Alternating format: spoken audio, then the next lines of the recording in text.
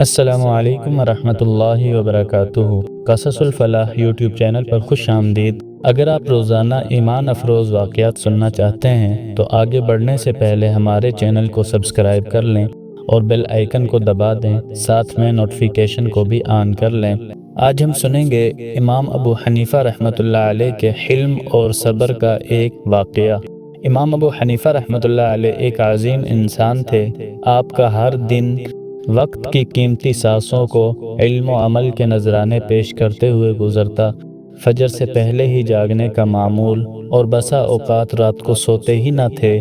پھر تہجد کی طویل نماز میں کھڑے ہو جانا آپ کا معمول تھا۔ قرآن پاک کی تلاوت میں اتنا انہماک ہوتا کہ بعض راتوں میں پورا قرآن پاک ختم کر دیتے۔ رات کی تنہائیوں میں سجدوں کے ذریعے رب سے راز و نیاز کرتے اور دن کی روشنی میں بندگان خدا کی رہنمائی کرتے۔ فجر کی نماز مسجد میں باجماعت ادا فرماتے اور اس کے بعد طلوع آفتاب تک اللہ تعالیٰ کے ذکر، قرآن پاک کی تلاوت اور دعا وغیرہ میں مشغول رہتے۔ پھر کچھ دیر آرام فرماتے یا مسائل شرعیہ پر غور و فکر کرتے۔ اشراق کے بعد آپ کا حلقہ درس شروع ہو جاتا اور آپ کے حلقہ درس میں شاگرد، اہل علم اور عوام جمع ہو جاتے۔ آپ نہایت سکون، محبت اور وقار سے مسائل بیان فرماتے۔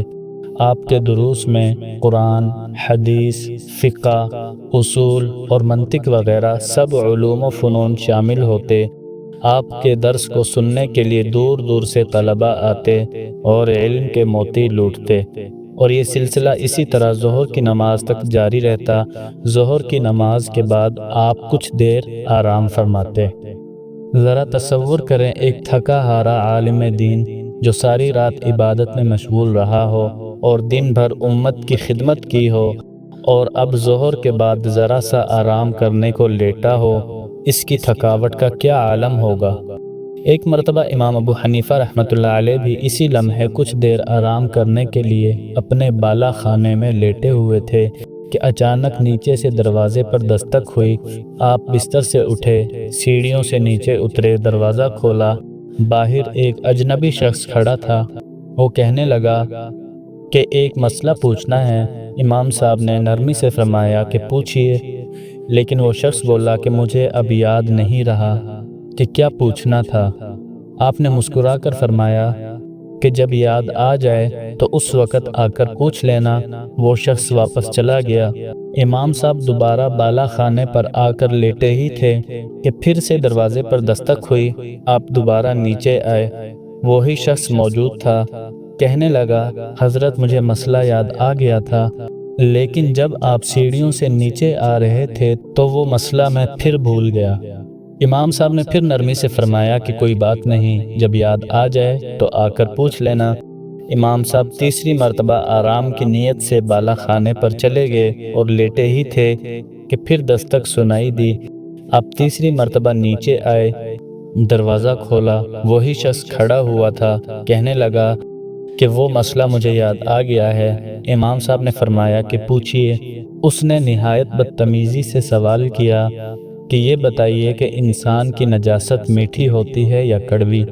یہ سوال صرف گستاخی نہ تھی بلکہ شعور اور عقل کی بھی توہین تھی، لیکن امام ابو حنیفہ نے نہ غصہ کیا، نہ چہرہ بگاڑا اور نہ ہی آواز بلند کی۔ آپ تحمل سے بولے کہ اگر نجاست گیلی ہو تو اس میں کچھ مٹھاس ہو سکتی ہے، اور اگر سوکھ جائے تو اس میں کڑواہٹ آ جاتی ہے۔ وہ شخص مزید گستاخانہ لہجے میں ہو کر بولا، کیا آپ نے چکھ کر دیکھا ہے؟ امام ابو حنیفہ رحمۃ اللہ علیہ نہایت سنجیدگی سے بولے کہ نہیں، ہر چیز چکھنے سے معلوم نہیں ہوتی، بلکہ کچھ چیزیں عقل اور مشاہدے سے بھی جانی جا سکتی ہیں، جیسے کہ مکھی ہمیشہ گیلی نجاست پر ہی بیٹھتی ہے، سوکھی پر نہیں۔ اس سے بھی اندازہ ہو جاتا ہے کہ جب نجاست گیلی ہو تو اس میں کچھ مٹھاس ہو سکتی ہے، سوکھنے کے بعد اس میں کڑواہٹ آ جاتی ہے۔ اب وہ شخص پھوٹ پھوٹ کر رونے لگا اور ہاتھ جوڑ کر کہنے لگا کہ حضرت میں معافی چاہتا ہوں، میں دراصل آپ کو آزمانے آیا تھا۔ میرے اور ایک دوست کے درمیان میں بحث ہو رہی تھی۔ میں کہتا تھا کہ سب سے زیادہ بردبار اور تحمل والے حضرت سفیان ثوری ہیں، جبکہ میرا دوست کہتا تھا کہ امام ابو حنیفہ زیادہ بردبار اور حلم والے ہیں۔ ہم نے طے کیا کہ میں آپ کو آ کر آزماؤں گا۔ میں نے سوچا کہ میں آپ کو تنگ کروں گا، آپ کی نیند خراب کروں گا اور ایسا بیہودہ سوال کروں گا کہ آپ ضبط نہ کر سکیں گے، لیکن آج آپ جیت گئے اور میں ہار گیا۔ اور واقعی اس دن صرف ایک شخص نہیں ہارا تھا، بلکہ دنیا نے دلوں کو جیتنے کا طریقہ سیکھ لیا تھا، کیونکہ اس دن حلم جیت گیا، صبر جیت گیا، اخلاق جیت گئے اور امام ابو حنیفہ رحمۃ اللہ علیہ کا کردار قیامت تک کے لیے انسانیت کی راہ روشن کر گیا۔ دوستو، یہ تھا آج کا ایمان افروز واقعہ۔ اگر آپ چاہتے ہیں کہ مزید ایسے ہی سبق آموز واقعات آپ تک مسلسل پہنچتے رہیں تو ہمارے چینل قصص الفلاح کو سبسکرائب کر لیں اور بیل آئیکن کو دبا دیں، ساتھ میں نوٹیفیکیشن کو بھی آن کر لیں۔ تو چلیے ملتے ہیں اگلی ویڈیو میں، تب تک کے لیے اللہ حافظ۔